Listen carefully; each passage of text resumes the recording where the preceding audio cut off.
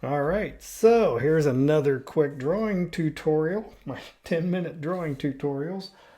This one is about triangles. So we dealt with circles and squares in our previous posts and working with mark making, making lines, making marks, mass marks, so tonal marks, drawing in a linear fashion, and drawing with just only tones. So let's start with a triangle.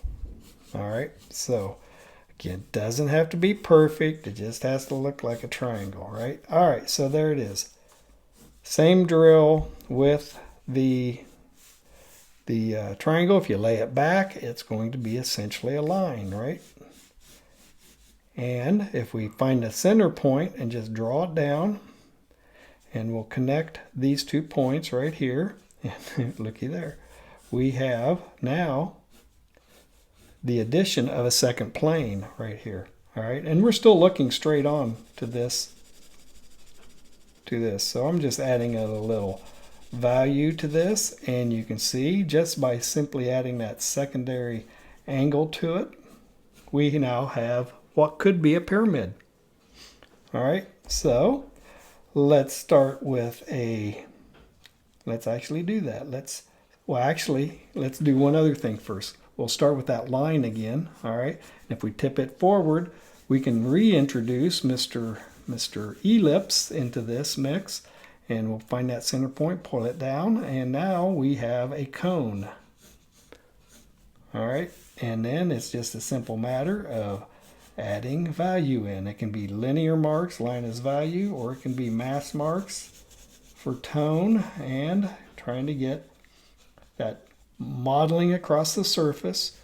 And if we wanted to, we could add the cross contour mark making to help accentuate the fact it's a cone. So those arcs are echoing the arc right here. And again, we're going to try to get the top arc to match the bottom arc right there. Connect this, and now we have a three-dimensional cone, which we'll also throw out and work a shadow in. So we've got a pyramid straight on, and now we have a cone tipped forward. It's below the horizon line, so you see the top plane of that cone. All right, so now let's draw another triangle. So let's do a kind of a squish triangle. We'll do a simple squish triangle.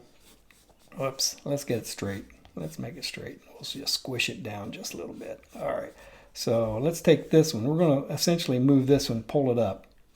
I should have done it the opposite. But anyway, we're going to find the center point, pull it out, and then connect the corners.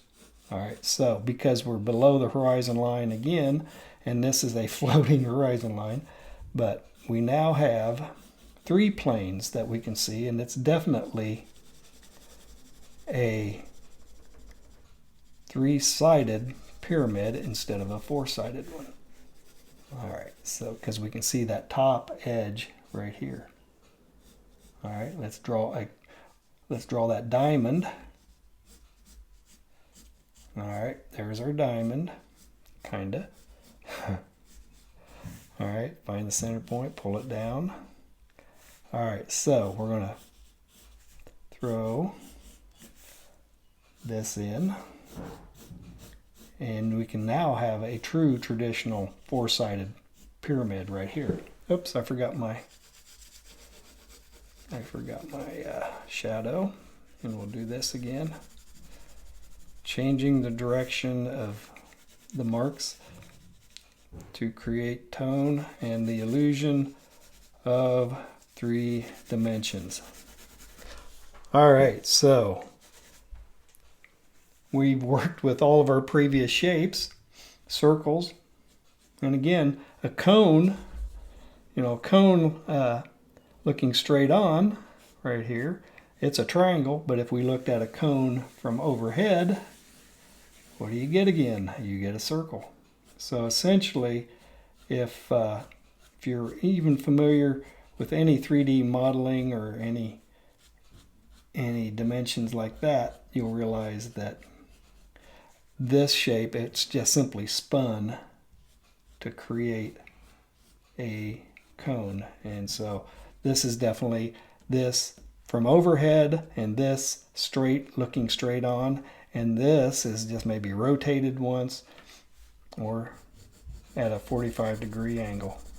All right, so that is the lovely thing. Oh, and same thing. You can always do the mass mark making. It takes a little practice, but we'll just kind of get a quick, rough, loose thing, and we're just going to work with tone to hopefully create the illusion of this little cone in an environment. And you just work loose to tight. You don't need to get too detailed too quick. Just build those layers of value up. And again, with the pencil, you at least have the control of darkness through pressure on your paper. And it's the tone that creates the edge between the object and the background.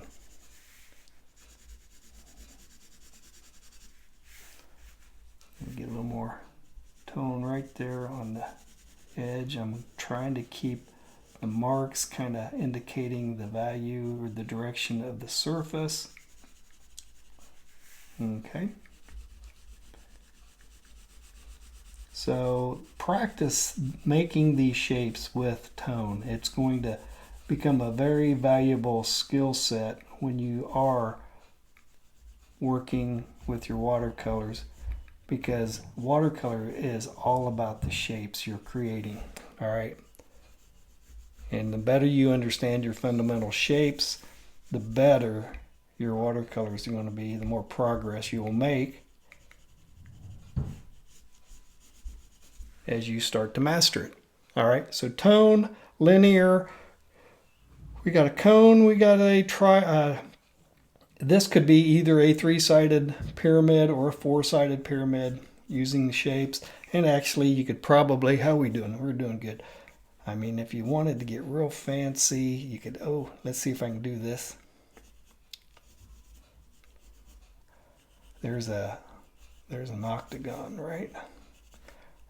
All right, let's pull it down. Let's see what it looks like. So we got an edge right there. We got an edge right there. We got another edge. You can just barely see it. We got another edge, and this one's right on the edge right there. So out of a multiple shaped two-dimensional shape, now you have a very, I just changed the lighting. So the darkest one is right here. Your lighter one is going to be this edge over here. All right, and we'll throw out the shadow that direction. Okay.